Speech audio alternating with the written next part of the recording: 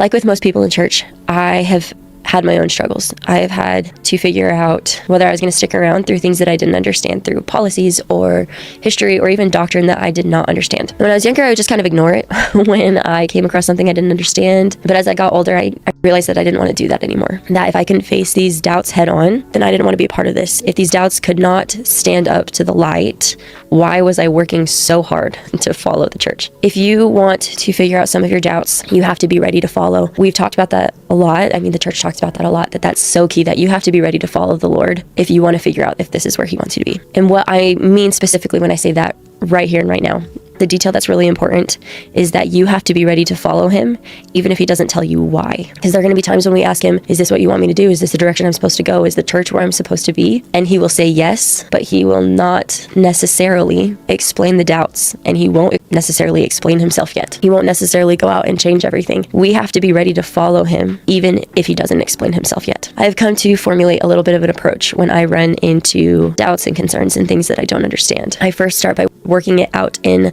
my own head. I try to face it head on. I try not to shy away when something doesn't make sense to me and I don't like it. I try not to hide from that discomfort, and I write everything that I know about God, everything I've come to learn about him and my relationship with him, that he is good, that he loves me, that I matter to him and my family matters to him, and that he has the power to save me. I write everything I know about God. When I have that doubt, I write everything I know about that doubt as I understand it. I write about what it looks like in the context of eternal realities. I just try to write as much as I can about it, and sometimes that is enough to soothe my doubts. Sometimes that's enough. Other times it is not enough, and I know that's when it is time to turn to him. And so I take everything that I worked out in my mind and I lay it right before him, and I tell him all the reasons why I think it's wrong or skewed or incorrect or faulty, and I put it all before him. I try to get to the root issue of what's bothering me, and then as I'm talking to him, I also acknowledge the things that I do know about him. I acknowledge that he loves me, and I acknowledge that I do not know everything that he knows. And then I tell him that I will follow him. Regardless of whether he chooses to explain himself, I tell him that I will follow him if he tells me that that's what I need to be doing. I've learned to do that because I have learned the character of God. I have a relationship with him, and he is wonderful and powerful,